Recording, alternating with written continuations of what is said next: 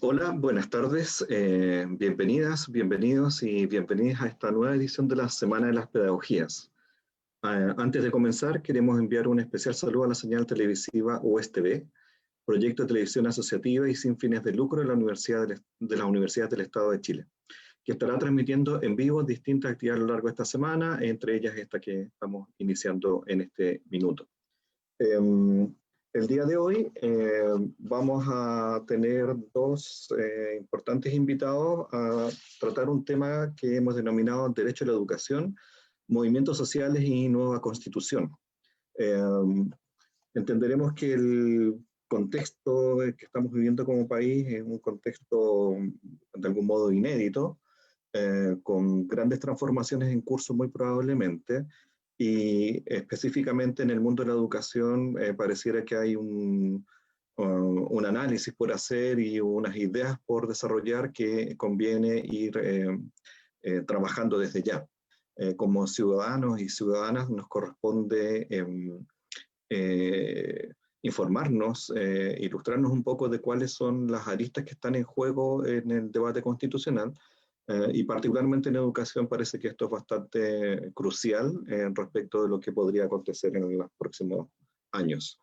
Los invitados son Leonora Reyes, académica del Departamento de Estudios Pedagógicos de la Universidad de Chile. Ella es doctora en Historia, y su línea de trabajo principal tiene que ver con historia en la educación, historia de los movimientos pedagógicos en Chile. Y ha desarrollado una serie de reflexiones en torno a esta temática y ha investigado bastante detalladamente buena parte de los temas y problemas de la historia de la educación chilena del siglo XX particularmente.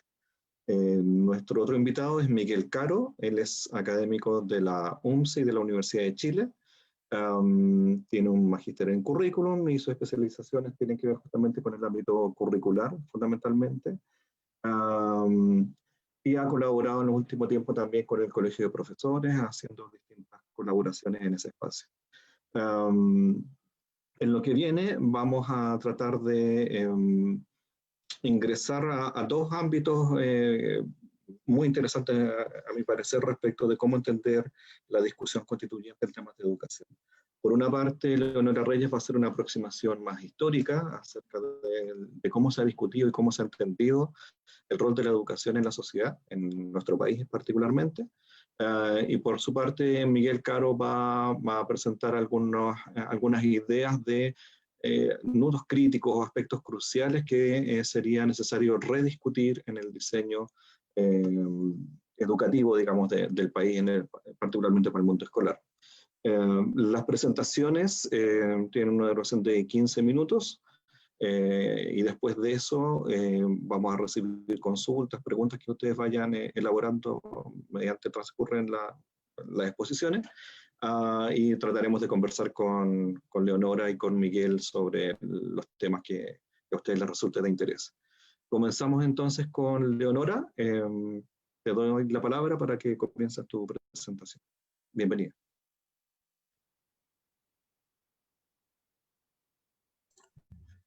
Muchas gracias, Luis.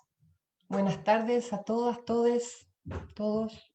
Voy a compartir pantalla para que veamos una presentación que tengo preparada de manera de poder ir acotando a los minutos, al tiempo que tenemos disponible para trabajar estos conceptos y estas ideas, ¿no?, tan amplias, que es esta relación entre el derecho a la educación, los movimientos sociales y la nueva constitución. Entonces, claramente lo que alcanzaremos a hacer hoy día va a ser un esbozo, algunas pinceladas, ¿no?, pero que creemos que pueden permitir provocar reflexiones, preguntas, nuevas preguntas, que después podemos seguir reflexionando, deliberando en otros espacios, ¿no? Entonces, el propósito de la sesión de hoy día en total, ¿no?, de la hora completa, tiene que ver con eso, con provocar, irnos con algunas provocaciones. Y bueno, ojalá tal vez a discutir al final de la presentación algunas cosas, pero el tiempo es bien acotado, entonces la voy a distribuir en estas como 3 razones para hacer esta presentación, el por qué acogemos también la invitación del Plan Transversal de Educación a presentar este tema que, como decía Luis, proviene de un artículo, ¿no es cierto?, que va a especificar mucho mejor Miguel en su presentación después, pero que lo principal tiene que ver como con 2 o 3 dimensiones, ¿no? Primero hay una razón pedagógica, o sea, creemos que comenzar a reflexionar el proceso constituyente y la nueva constitución que queremos en términos del ámbito educativo y el proyecto educativo que queremos, tiene que avanzar mucho más en términos de lo pedagógico y no quedarse solo en temas estructurales. Bueno, voy a profundizar un poco más en eso más adelante, pero ¿cuál entonces sería esta relación que se establece entre una nueva constitución y un proyecto pedagógico transformador, ¿no? Democratizante? También hay una razón histórica, pero claramente que no es algo que vamos a alcanzar a hacer acá, que es hacer el trasfondo histórico de todo el proceso que estamos viviendo hoy día. Son muchos los elementos, muy complejos, pero sí tratar de visualizar cómo el proyecto educativo de la dictadura es antecedido por un proyecto otro que poco conocemos, que las nuevas generaciones que están siendo cabeza, ¿no?, de la revuelta, del proceso constituyente, de las asambleas donde se está deliberando acerca de una serie de ámbitos de la sociedad y el Chile que queremos, no conocen muy poco de qué otra forma tenemos para darnos educación, qué otras formas de educación pública podríamos concebir, ¿no? Entonces, se conoce poco de eso. Entonces, solo hay un par de cosas también que quiero subrayar para, insisto, provocar la discusión, y luego dimensiones de una propuesta, ¿no? Contenido en este artículo que escribimos con Miguel, que Miguel ahí va a profundizar bastante más. Entonces, en relación a la razón pedagógica, bueno, primero, ¿por qué un tema como este para la Semana de las Pedagogías, ¿no? ¿Qué relación puede haber entre estos 3 conceptos y el campo, el vasto campo de la pedagogía, pero más particularmente el de la formación inicial docente? Entonces, ahí, bueno, hablo desde mi trabajo en el Departamento de Estudios Pedagógicos, que consiste, como decía Luis, justamente en trabajar estas relaciones entre las condiciones de la práctica y su realización, o sea, entre condiciones y trabajo práctico, ¿no? Entonces, justamente tiene que ver con estudiar y reflexionar sobre los límites, sobre los alcances para producir transformaciones democratizantes en el aula, ¿no? Y en el conjunto de las comunidades educativas en general. En general, esta área de estudios ha sido menospreciada, vamos a decir, ¿no?, en el currículum, y eso cualquiera que haya sido formado en una universidad en formación inicial docente sabe de eso, ¿no? Ahora, en la Universidad de Chile, este ámbito ha logrado sobrevivir gracias a un proceso de innovación curricular basado en currículum por competencia, ¿no? Que ha centrado por una opción del proyecto pedagógico de esta institución, de la Facultad de Filosofía, de poner un rol central en la relación que se establece entre los sujetos de la educación y sus contextos, ¿no? O lo que llamamos también pedagogía situada. En esta línea es innegable, entonces, que una nueva constitución debiera preguntarse por la definición que pretende realizar de los marcos de actuación del profesorado, ¿no?, en las aulas del sistema escolar, y las condiciones para el desarrollo de esta, ¿no?, para el desarrollo de la acción pedagógica, de sus límites, de sus alcances, de sus proyecciones. Otro motivo, ¿no?, que tiene que ver también con esta razón pedagógica es que lo que decía hace un rato, ¿no?, la discusión acerca del diagnóstico crítico de la educación de mercado, ¿no?, tan criticado por las movilizaciones del diseño de la década anterior, ¿no?, ha estado bastante concentrada en temas como el rol del Estado, ¿no?, este rol subsidiario, su estructura, en términos la estructura del financiamiento. Bueno, desde el ajuste fiscal que impulsan las medidas de la dictadura militar de principios de la década de los 80, ¿no?, en adelante, pero a su vez la instauración de este mecanismo de financiamiento vía voucher. Y los cambios administrativos, bueno, la municipalización, descentralización sin empoderamiento ciudadano, creación de esta figura nueva de los sostenedores, ¿no? También ha ido por el tema de las leyes laborales en relación a la discusión que estuvo muy visible, fue muy movida, ¿no? De hecho, desencadenó las mayores movilizaciones docentes de este milenio, ¿no?, que es el problema de la carrera docente. Ahora, mucho menos presente ha estado la discusión y menos la deliberación acerca de cómo se ve limitado el currículum en este modelo de educación de mercado. Entonces, la pregunta o la reflexión sobre qué tipo de sujeto produce o reproduce este modelo, o cuáles son las posibilidades de poner en marcha otro tipo de pedagogía que ha emergido, ¿no?, en los últimos años con mayor fuerza, por ejemplo, la pedagogía intercultural, la pedagogía no sexista, está recién apareciendo, pero es muy tardío, ¿no?, dentro de la discusión crítica sobre el modelo de educación que tenemos.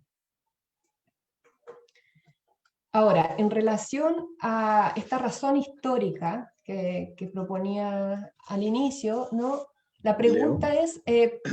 Leo, ¿puedes expandir la presentación para que la veamos en pantalla completa la lámina? Gracias. ¿Ahí? La pregunta sería entonces, ¿por qué o para qué creemos que es necesario situar históricamente este proceso de pensar una nueva constitución en relación a un nuevo proyecto educativo, ¿ya? Y también, como salía en el título, el lugar de los movimientos sociales en esta historia. Entonces, lo primero sería decir que si hay un ámbito donde se ha borrado la experiencia histórica de otros posibles modelos de educación, también lo decía a nivel muy general al inicio de la presentación, ¿no?, ha sido este ámbito, del desarrollo de los modelos educativos antes de la Constitución del 80, ¿no? Acá hay un problema de memoria muy relevante y que, bueno, tal vez no cabe ahora explicarnos por qué, ¿no? Simplemente constatar el hecho de este problema de memoria, ¿no?, donde han transcurrido generaciones y generaciones que no han concebido otra forma de pensar el modelo educativo. Y esto sí nos permite relevar la densidad histórica de la crisis, ¿no?, tal como lo estamos viviendo. Y aquí me gusta jugar con algunas imágenes, por ejemplo, imágenes que creo que son más gráficas y ahorran palabras, ¿no?, y que se ajustan un poco a lo que quiero decir. Esta idea de un tsunami, ¿no?, la crisis que estamos viviendo en general, pero en el ámbito educativo específicamente, esta idea de una gran ola, ¿no?, que para golpearnos fuerte y arrasar con mucho de las cosas, de los principios, de los presupuestos que teníamos, ¿no?, tiene que recogerse varios kilómetros hacia atrás y arrastrar de todo tipo de cuerpos, de sedimentos, de objetos, ¿no? Y esto es lo que hace, ¿no?, abrumadora y aplastante la ola que estamos viviendo, ¿no?, y en la que nos encontramos a veces navegando aún, buceando en aguas turbulentas.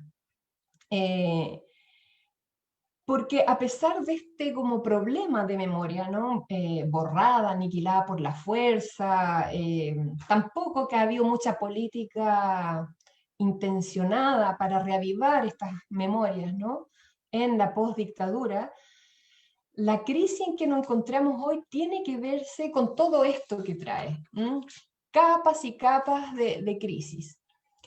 Entonces, hoy día se habla de la crisis del COVID, ¿no? Desencadenada por el acceso desigual a la conectividad y todo esto que para algunos fue una sorpresa, para otros no lo fue tanto, ¿no? Pero esta crisis del COVID claramente no puede tener una lectura sin un enganche, ¿no? Con la crisis neoliberal, que ha sido, bueno, el germen, ¿no? De la selectividad educacional, de la hipersegregación dentro del sistema, esto que se ha hablado del apartheid educativo, pero que antes también venía sobre otra barca, podríamos decir, de crisis educacional. Esto no es algo que se desata solo con el modelo neoliberal en las décadas del 60, el 70, ¿no? Producto de este gran impulso de aumento de la cobertura en todos los niveles del sistema educativo, inclusive el terciario. Hay una institucionalidad que hay petrificada, que no sabe cómo acomodarse y que hace esto que se llamó las crisis, desencadena las crisis de crecimiento. Pero antes ya, a principios del siglo XX, teníamos lo que se llamó la crisis integral, ¿no? La crisis integral expresada en una incapacidad del sistema educacional de cubrir todas las necesidades educacionales de ese momento. Es la gran crisis del analfabetismo y las grandes masas analfabetas en el país, ¿no? Pero también del sinsentido del proyecto educativo nacional en los sectores populares, porque lo que se descubre en ese momento es que el no entrar al sistema educacional no es solo un tema de que la gente quería y no podía, sino que la gente no quería entrar. Entonces también hay una crisis de sentido, ¿no? En esta primera gran crisis educacional y social de principio del siglo XX, ¿no? Es que nace una, podríamos decir, una alianza pedagógico-social, ¿no? Un movimiento social por la educación que queremos, así como estamos hoy día pensando en la educación que queremos. En ese momento también el magisterio, el movimiento obrero, en sus distintas ramas, ¿no? De las salitreras en el norte, en fin, la industria textil, bueno, y el movimiento estudiantil también, están pensando y reflexionando en un proyecto educacional que es distinto al que está en ese momento en boga, ¿no? Que es el proyecto estatal de educación. Entonces, en relación a Leo, queda esta... un minuto. ¿Un Queda un minuto? minuto. Ya, voy a tomar tres. En relación a esta articulación entre estos tres movimientos, y con esto voy a terminar, quiero leer la definición de educación pública a la que llega este movimiento social. Está en colores distintos porque responden a las dimensiones que Miguel después se va a referir en términos de cómo creemos que debería ser deliberado socialmente un nuevo proyecto educativo pedagógico, incluyendo de manera central esta dimensión pedagógica sin quedarnos solo en lo estructural. Con esto termino entonces, Luis.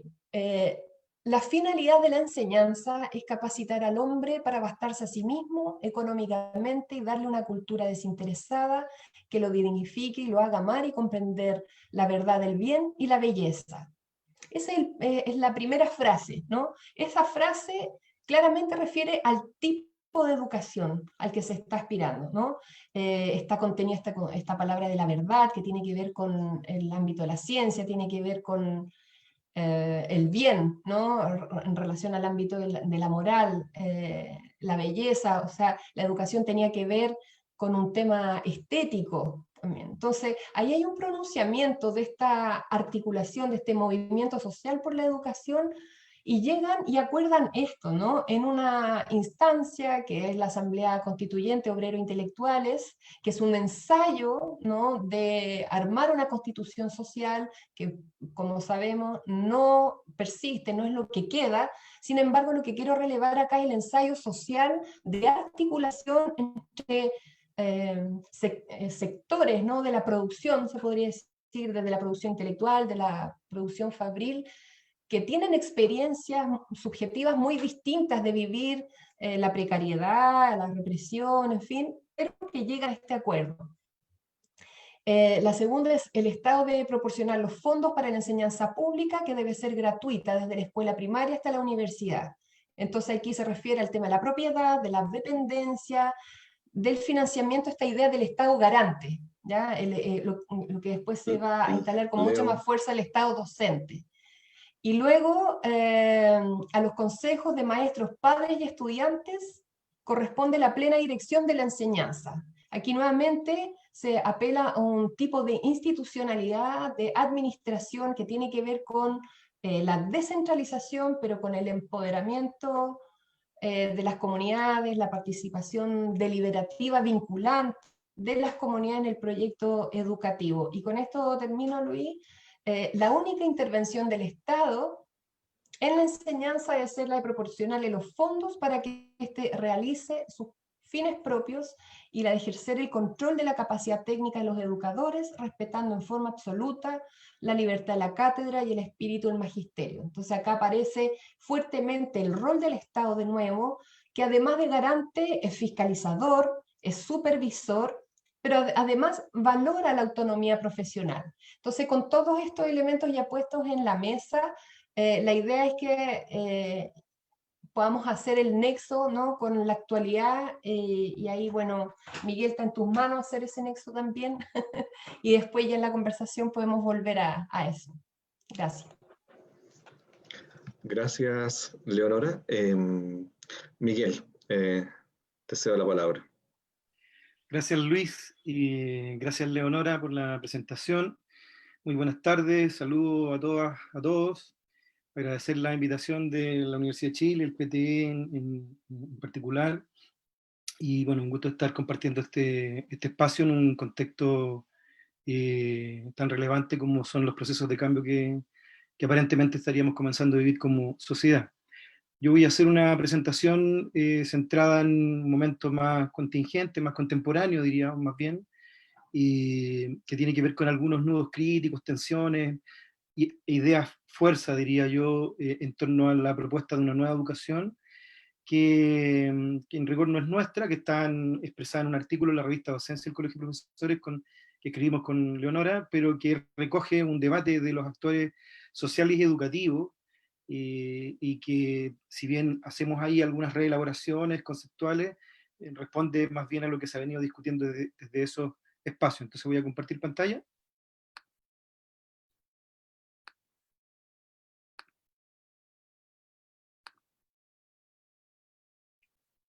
Me parece que se ve bien ahí, ¿cierto, Luis? Ya. Entonces, ideas y principios para una nueva educación pública, un debate de los actores sociales y educativos. Hay una primera cuestión, digamos, que me interesa dejar asentada, que me voy a ahorrar el diagnóstico, evidentemente, pero de todos modos es importante mencionar que este debate se produce en el marco de una crisis general de la sociedad chilena y en particular de la educación, en el contexto de las políticas neoliberales, que, como todos sabemos, han sido políticas de mercado, basadas en el predominio de la libertad de enseñanza por sobre el derecho a la educación, que entiende la educación como bien de consumo, las propias políticas de estandarización, que establecen una figura muy especial del rol del Estado, en fin, todo eso es lo que está en cuestión, que hace crisis bajo ese modelo, y vamos a organizar una reflexión en el marco de esta erupción de la coyuntura constituyente en tres dimensiones. Una que tiene que tiene que ver con repensar los fundamentos educativos, y por otro lado la dimensión institucional sistémica de la educación, que es muy importante considerarla, y finalmente rematar con algunas ideas fuerza y discusión en torno a esta dimensión pedagógico-curricular que ha sido bastante descuidada en general en el debate, que es importante recuperarla para construir un nuevo ordenamiento. Rápidamente con la primera dimensión, ahí probablemente el desafío que han tomado distintos actores tiene que ver justamente con pensar qué es la educación. Se han hecho esa pregunta, ¿cierto? ¿Qué características debiera tener? ¿Cuáles debieran ser sus fines?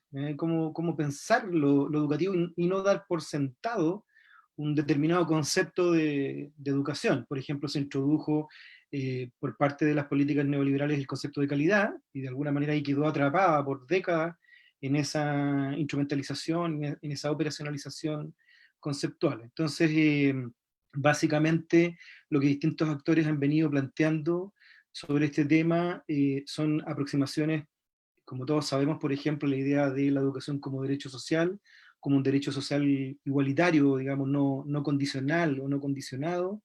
Está también presente la idea de entender la educación como un bien público, y por lo tanto que está al servicio de las necesidades de lo público, y eso inevitablemente nos coloca en la discusión entonces, por tanto, qué tipo de sujeto debiera contribuir a formar la educación, para qué tipo de sociedad. Entonces no es una discusión, digamos, que tenga que ver con reglas de neutralidad, sino más bien de posicionamiento, de hacia dónde vamos con la educación.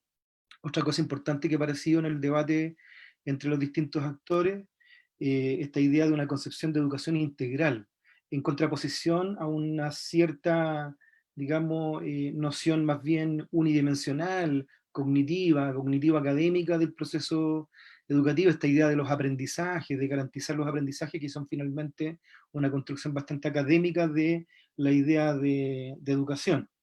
Eso ha sido discutido y ha sido replanteado desde esta otra mirada, y si bien se ha tendido a integrar un poco o a incorporar este concepto de educación integral en el último tiempo, a propósito de las movilizaciones sociales, aparece más bien como un discurso más que como una materialización concreta.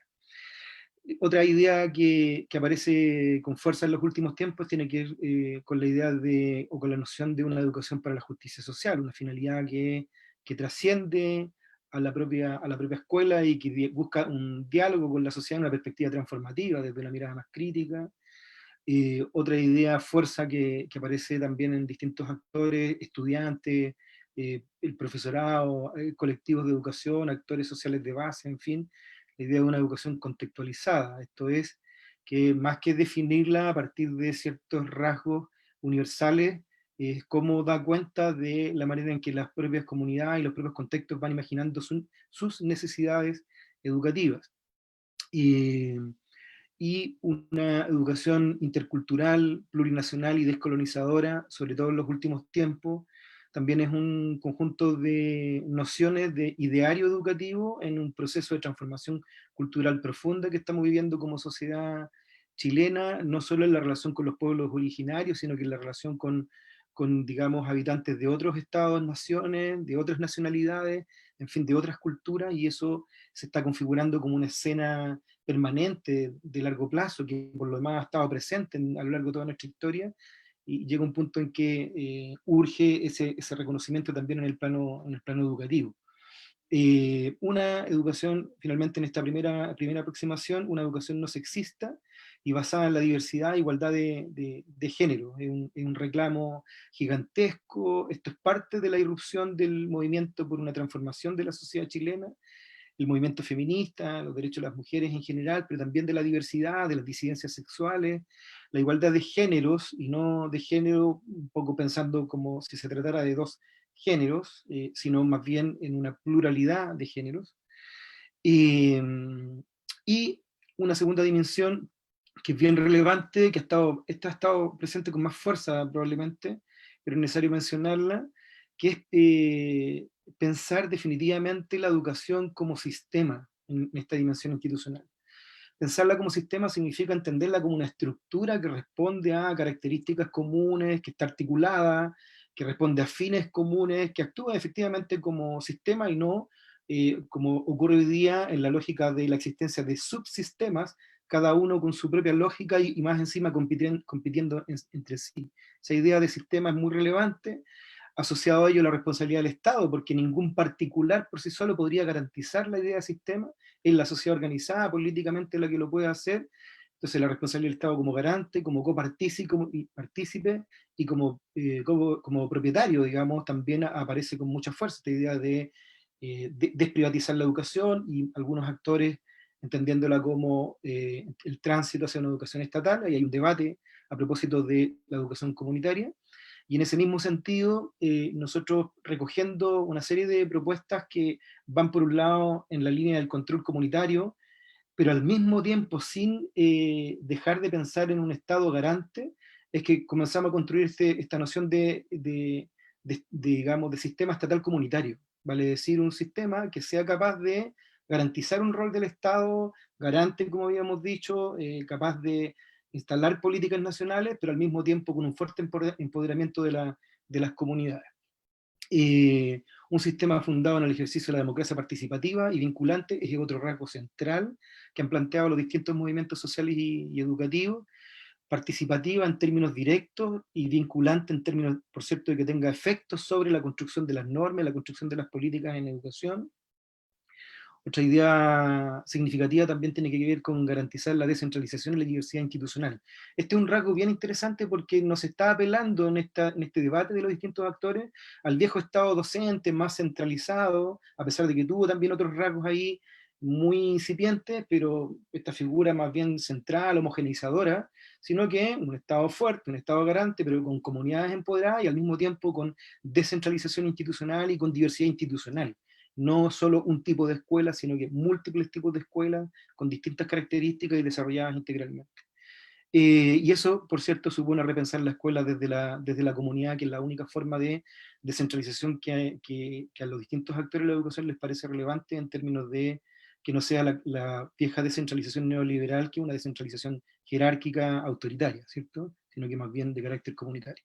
Y la última dimensión, y con eso cierro, la pedagógico-curricular, tiene que ver con intentar recoger de nuestra propia historia, de la propia experiencia de las y los docentes, de las comunidades escolares, un ideario, ¿cierto?, que ponga al centro lo pedagógico curricular y no entienda el rol de las escuelas solo desde una perspectiva administrativa o gestionaria, al servicio de ciertos mecanismos digamos, de desarrollo institucional, pero vacía de contenido.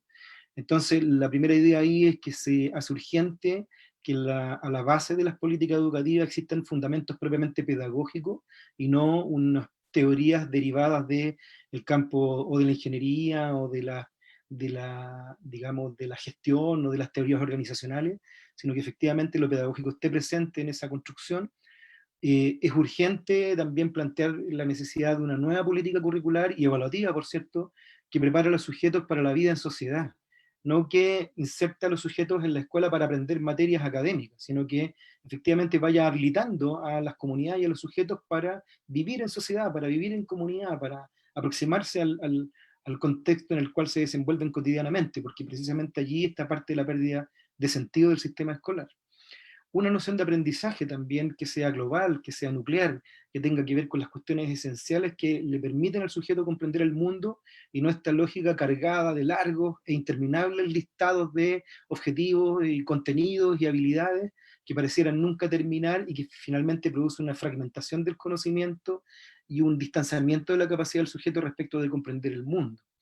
Y en ese mismo sentido se requiere, por tanto, una nueva noción de conocimiento, aquella que precisamente esté ligada a la comprensión del mundo más que a la comprensión de campos disciplinares. Esto no se trata de dejar afuera las disciplinas, se requiere el estudio de las disciplinas, pero para dar respuesta a las necesidades educativas que entre otras cosas tienen que ver con la comprensión del mundo por parte de los sujetos. Por lo tanto, si uno se pregunta cuáles debieran ser los objetos de conocimiento en el espacio escolar, bueno, debieran ser los fenómenos, las controversias, los problemas de la sociedad, los fenómenos socialmente relevantes, esos debieran ser el objeto de estudio y a cuyo servicio vamos haciendo, digamos, vamos incorporando saberes que pueden provenir de distintas disciplinas y de los propios saberes locales para contribuir a su comprensión.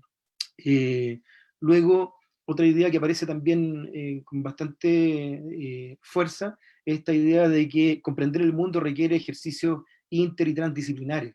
Entonces nosotros tenemos hoy día un currículum separado por asignatura, los niños y niñas entran a la escuela en primero básico fundamentalmente, y salen en cuarto medio y siempre su proceso de formación o de aprendizaje estuvo estructurado en carriles separados y nunca tuvieron puntos estructurantes que vertebraran estas áreas de conocimiento.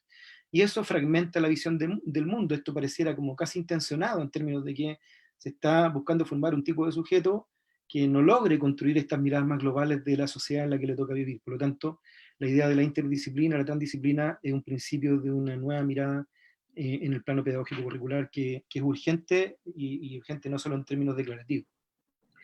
Otra cuestión que ha aparecido también... Un minuto, Miguel. ¿Mm? Un minuto. Ya, perfecto. Estoy justo en la parte final. Se ha ido instalando desde el mundo académico, pero también desde ciertas comunidades docentes la idea de un conocimiento generativo productor, y por lo tanto un conocimiento, así como decía Pablo Freire, ¿cierto? La palabra generadora. Pablo Freire hablaba mucho de eso en términos de saberes y conocimientos que gatillen el rescate de experiencias, que gatillen la construcción de un ideario acerca de el mundo, del propio sujeto, de la relación entre sujetos, y entonces eso supone rescatar hacer el ejercicio de rescatar y de preguntarse cuáles son aquellos saberes claves que tienen que ver con la experiencia de los sujetos y lo que puede aportar el saber académico en esa perspectiva.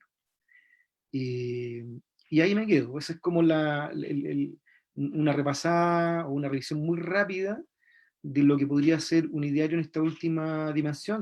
Nos quedan por temas de tiempo muchos temas afuera, pero finalmente lo que está aquí en la base de este planteamiento es recuperar la idea de una formación integral, de una educación no estandarizadora, de una educación que se corresponda con la diversidad de realidades en la cual se desarrolla el proceso educativo. Eso, aquí va hasta ahí entonces. Bueno, muchas gracias por las presentaciones. Creo que hay bastantes ideas, ¿no? Bastantes proposiciones y bastantes aristas que se podrían abordar en este rato. Yo les propondría a ambos dos cosas. En el caso de la Leo, si pudiera profundizar brevemente en dónde encontramos, como tú mostraste lo del 25, digamos, lo de la Asamblea Constituyente. ¿En qué otros momentos encontramos ideas, fuerza que un poco planteó Miguel ahora y que podrían darnos también quizás más piso, ¿no? Más imaginario, más imágenes de cómo es que uno podría proyectar una educación de un carácter distinto al que hemos venido viviendo en el último tiempo? Y en el caso de Miguel, si pudieras también quizás como ejemplificar algunas de las cuestiones que tú planteaste, porque eh, son un conjunto de ideas bastante complejas, intensas algunas de ellas, pero si uno pensara en cabildos, en asambleas territoriales, en espacios de discusión de la ciudadanía, pensando esta nueva educación que podríamos construir a través del proceso constituyente, ¿dónde podrían visualizar ciertas prácticas que uno podría considerar como criticables, que no son humanizantes finalmente para las nuevas generaciones? Y cómo imaginar también nuevas prácticas, ¿verdad? Porque una de las cosas que tú decías, como que marca una cuestión bien fundamental, que como ciudadanos quizás hemos ido naturalizando una relación más bien clientelar con las escuelas, ¿no? O sea, uno elige escuela, uno pide servicios a las escuelas, y cuando tú hablas de una educación con una lógica estatal comunitaria, eso te obliga a salir, me parece, del rol de demandante, ¿no? De un servicio educativo, y te hace copartícipe de eso. Entonces, ¿cómo uno podría ahondar un poquito más en ese tipo de imágenes para que la audiencia también vaya un poco tomando el gusto a estas ideas que están planteando? Los dejo, Leo, si quieres comenzar tú.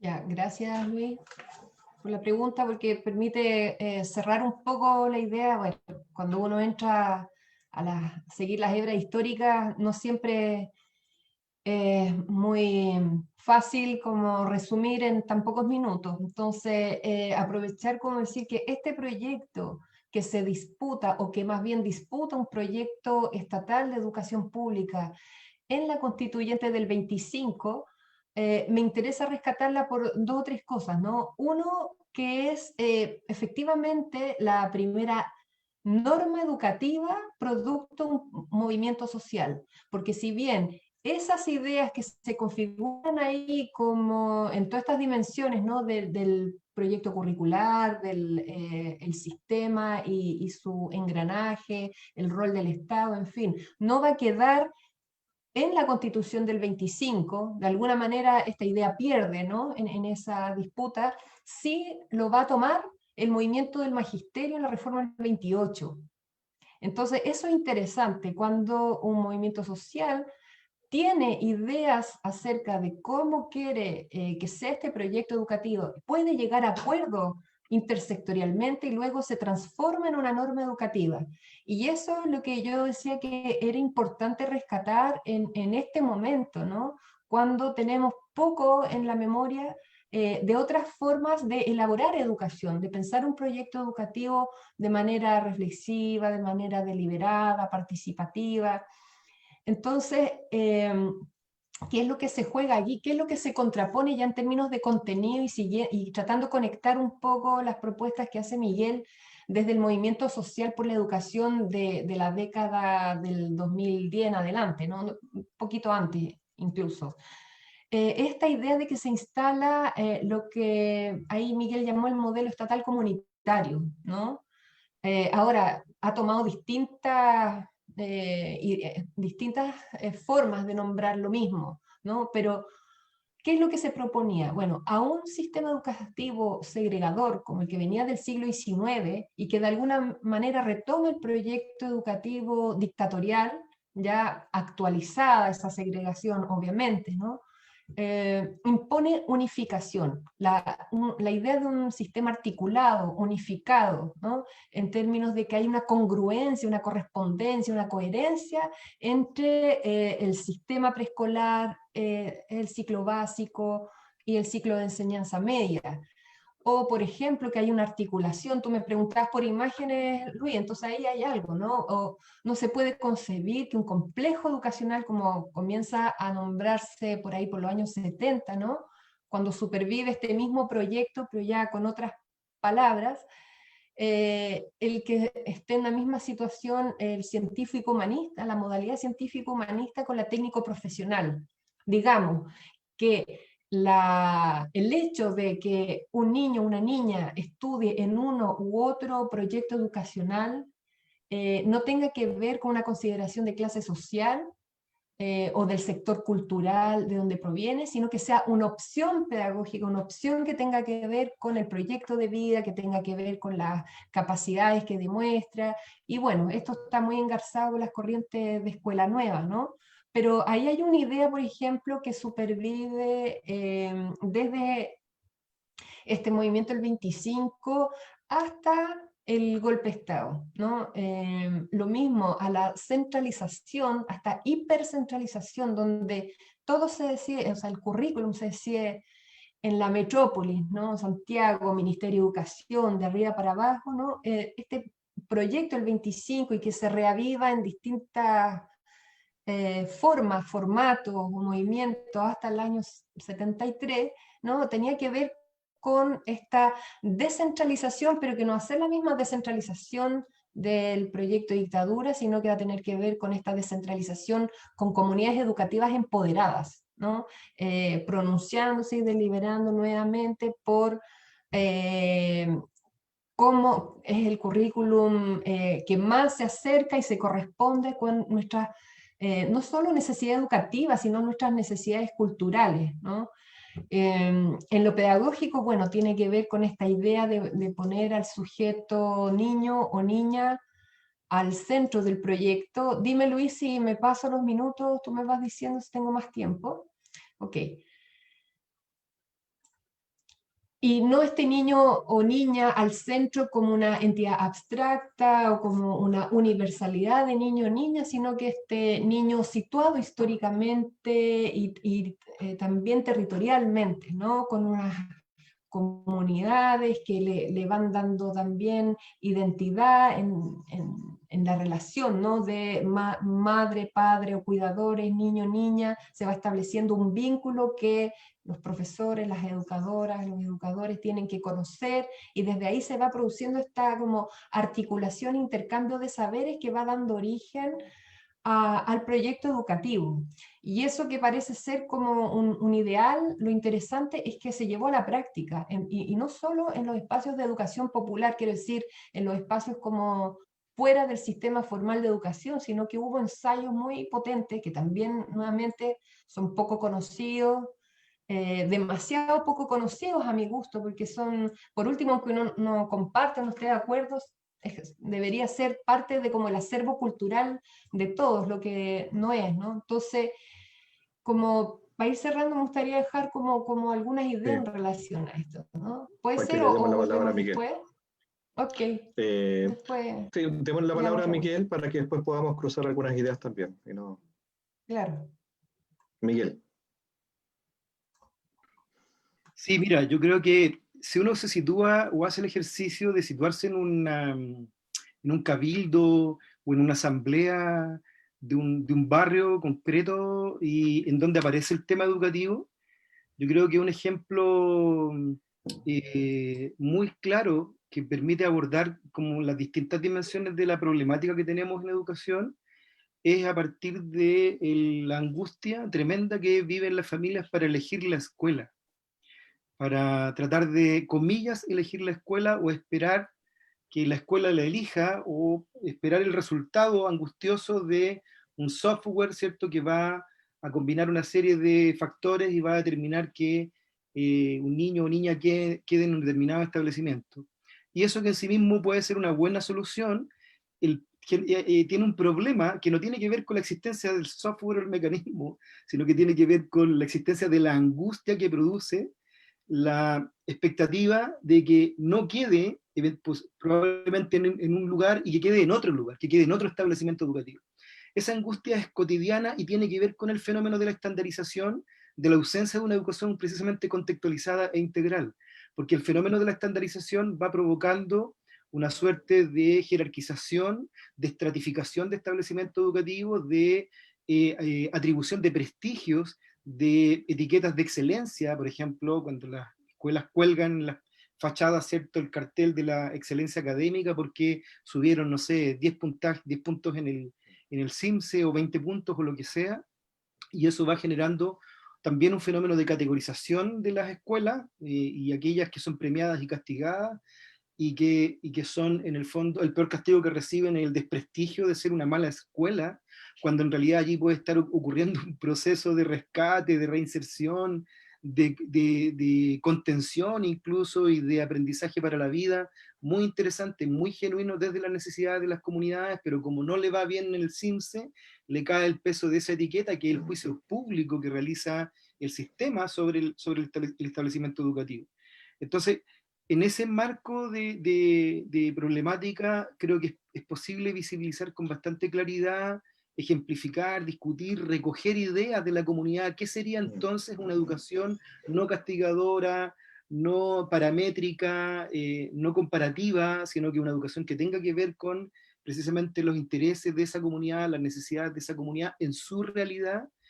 Y allí un desafío interesante del sistema educativo es efectivamente avanzar hacia un proceso de territorialización de la educación. O sea, cada territorio tiene una particularidad y la comunidad debiera acudir a las escuelas de su territorio, no tiene por qué cruzar 2 o 3 comunas para buscar la mejor escuela, para intentar quedar en la mejor escuela, porque no existiría esta idea de comparabilidad si es que uno plantea una educación más contextualizada, más integral, sin perjuicio de lo cual uno pueda también establecer ciertos parámetros mínimos generales, pero la idea de que la comunidad vaya definiendo, que los docentes vayan definiendo, que las necesidades e intereses de los estudiantes estén al centro del proceso educativo, es algo que no admite ningún tipo de comparación. Eso es posible discutirlo, de hecho se discutió en algunos cabildos y asambleas cuando empezó todo este proceso con el 18 de octubre, y se llegaron a cosas bien, bien interesantes que yo creo que sería muy bueno rescatar. Y finalmente decir que hay experiencias hoy día de establecimientos escolares que están intentando jugar en otra dirección. Ha habido en el último tiempo escuelas formales, regulares, que lo han estado tratando de hacer, y el fenómeno que ocurre es precisamente lo que tú decías, Luis, que desaparece esta figura de lo clientelar del apoderado y empieza a emerger un sujeto actor que se compromete con el proceso educativo, que se compromete con el desarrollo de ese proyecto escolar. Y eso es tremendamente relevante, por eso que yo planteo esta idea de modelo estatal comunitario, porque no nos podríamos conformar con la lógica de un sistema burocrático que reemplaza a una comunidad, sino que más bien un Estado que garantiza, pero que requiere de ese sujeto colectivo que esté a la base del sistema construyendo las opciones que finalmente el sistema tiene que ir tomando en su desarrollo educacional. Esa es por lo menos mi perspectiva y una de las posibles entradas para discutir en procesos de debate concreto desde la base. Excelente, sí. Yo creo que estamos desafiados un poco a desnaturalizar la forma en que entendemos nuestra relación con el campo educativo como ciudadanos, insisto, ¿no? O sea, más allá de si somos educadores o no, cualquiera de nosotros que trabaje o no en educación debiera como cuestionarse el tipo de relación que hemos construido, que nos han construido también con respecto a, comillas, servicio, ¿ya? Yo creo que hay un espacio interesante y creo que si tiene alguna utilidad conversar esto y difundirlo, tiene que ver justamente cómo animar a las personas a pensar de un modo distinto, ¿no? A salirse de la caja, como dicen algunos hoy en día. Y pensar que hay experiencia histórica, como lo ha planteado Leonora, ¿no? O sea, esto no, tampoco es tan nuevo, lo que podríamos llegar a imaginar puede que no sea tan nuevo, ni a nivel de la historia de nuestro país, ni tampoco a nivel del contexto latinoamericano, incluso más allá, ¿no? O sea, de que han habido experiencias de innovación, experiencias de una educación que pone otras prioridades al centro del proceso formativo. Pareciera que necesitamos también un poco ilustrarnos, ¿no? O sea, conocer, reconocer y hacer un ejercicio de difusión también de todas esas experiencias. Leo, les digo los dos, quedan 7 minutos. En realidad, yo diría 4, ya para hacer un cierre de mi parte. Entonces, si quieres cerrar con alguna idea, fuerza, Leonora, y después Miguel, así como de lo más esencial que quisieran comunicarle a la audiencia. Bien, yo creo que lo principal son como los aprendizajes de la historia en esta trilogía Nueva Constitución, Movimiento Social y Derecho a la Educación, ¿no? Lo primero es la necesidad de producir este proceso de convergencia nacional, de salir de la fragmentación y de las experiencias locales que no se articulan o no dialogan entre sí. Primero entre los actores de la educación, digamos, profesorado, comunidad educativa en general, estudiantes, pero también creo que es necesario avanzar a una segunda etapa, si se quiere, otra etapa, que tenga que ver con producir este mismo diálogo entre los actores de la sociedad civil. ¿Mm? Y eso también tenemos muchos ejemplos en la historia, está lo que traté de detallar un poco más de la Asamblea del 25, pero también se produjo en la década del 70 en el Congreso de Educación, el Congreso Nacional de Educación bajo el gobierno de Salvador Allende, ¿no? Donde también convergen intersectorialmente diversos actores, y no solo de la producción, sino que también en las organizaciones de mujeres, organizaciones culturales, juntas de vecinos, en fin, lo que generó un espacio muy rico en términos de poder apropiarse del proyecto de educación que queremos, ¿no? O sea, como que no sea algo extraño, sino que sea algo producido desde mi lugar, pero sin ese proceso de convergencia va a ser difícil, ¿no? Sin generar esas como voluntad, esa generosidad también de poder articularme con el otro y poder llegar a algo común. Entonces, esta idea de lo público como lo común, creo que es algo que hay que reponer en este proceso en el que estamos ahora, de manera de poder disputar el proyecto educativo hegemónico, ¿no? El que estamos refiriéndonos hace un rato con Miguel. O sea, esa sería una idea, se podría profundizar mucho más, pero si no, me llevo los minutos conmigo. Y lo otro, tal vez Miguel. agregar que ¿Me queda un minuto? No, estamos justo para darle el tiempo a Miguel. Ah, perdón. Miguel. Ya, mira, decir rápidamente nomás que lo primero es que a mi entender, sin Estado garante, ninguna posibilidad de producir un cambio educativo. Porque finalmente va a depender de la voluntad y de la correlación de fuerza y de la capacidad de los actores en un mercado o en una sociedad con mucha desigualdad de poder, en las relaciones de poder. Por lo tanto, se requiere un Estado garante. Ahora, ¿garante de qué? Garante de la existencia de un sistema público que tiene que ser mayoritario en la sociedad, pero también garante de una deliberación democrática acerca del proyecto educativo. No solo de colocar las lucas, sino que de efectivamente recoger estos aportes de la sociedad deliberar con la sociedad cuáles son los rasgos esenciales de un proyecto educativo nacional y que también está al servicio del desarrollo local. Eso es como el piso. Y lo segundo es que sin ese ejercicio de ciudadanía, sin ese ejercicio de comunidad, finalmente eso puede ser una cáscara que puede estar al servicio de poderes de turno, etcétera, etcétera. Y lo último es que definitivamente se requiere recoger la trayectoria pedagógica que hay en nuestro país. No hay que ir a Finlandia, no hay que ir así como el último hallazgo de la ciencia, de que el apellido que tengan, sino que hay una trayectoria educativa y una trayectoria pedagógica.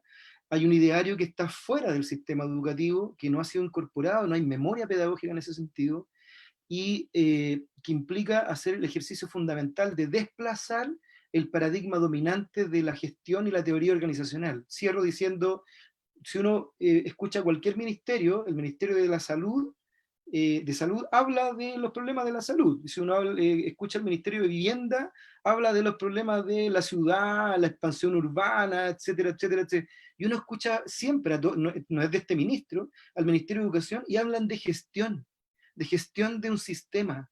No hablan de contenido educativo, de contenido pedagógico, y por eso que el paradigma de la estandarización calza tan perfecto en esa mirada. Entonces, sin Estado garante, sin ciudadanía y sin pedagogía, ninguna posibilidad de hacer un cambio educativo. Por allí debieran ir algunos de los principios fundamentales de un nuevo orden constitucional. Perdón, Muchas gracias, Miguel. Bueno, estamos cerrando. Queremos agradecerles a Miguel y Leonora sus contribuciones, su buen pensar, su disponibilidad para comunicar estas ideas que además han sido construidas en colectivo, digamos. Yo sé que hay otros actores también que han participado de la construcción de estas ideas.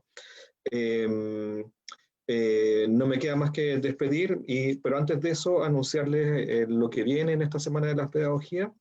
A las 17 horas tenemos el Seminario de Investigación Pedagógica Situada, que contará con la participación de académicas y académicos de la Facultad de Ciencias Sociales y de Filosofía y Humanidades. Más tarde, a las 18:30, será el turno del conversatorio Enseñar Ciencias para la Ciudadanía, Experiencias y Desafíos en su Implementación, actividad organizada por la Pedagogía en Educación Media en Biología y Química de la Universidad de Chile, que se transmitirá mediante el canal YouTube PEMBQ, Universidad de Chile, ¿verdad? Es la carrera de Pedagogía Media en Biología y Química. El día de mañana, por último, tendremos 3 actividades para las cuales también los dejamos invitadas. Visualizando Aprendo Matemática, es un conversatorio organizado por la Pedagogía en Educación Media, en Matemática y Física, de la Universidad de Chile. Luego vendrá un cabildo abierto por una pedagogía en centros carcelarios y de protección. Actividad a realizarse vía Zoom mediante inscripción. Organiza la Pedagogía en Educación Media en la asignatura Científico-Humanistas, Convención, la Pedagogía en Educación Parvular y la Pedagogía en Educación Media, Matemática y Física, bien digo. Y por último, para cerrar la Semana de la Pedagogía, se dará una charla, digamos, que tendrá por título Educación Socioemocional para el Desarrollo y Bienestar de Niños, Niñas y Adolescentes, que será realizada por Amanda Césped y contará con la participación del decano Roberto Seituno de la Facultad de Filosofía, Facultad de Ciencias Sociales, perdón. Nada, dejamos hasta acá y muchas gracias por su atención.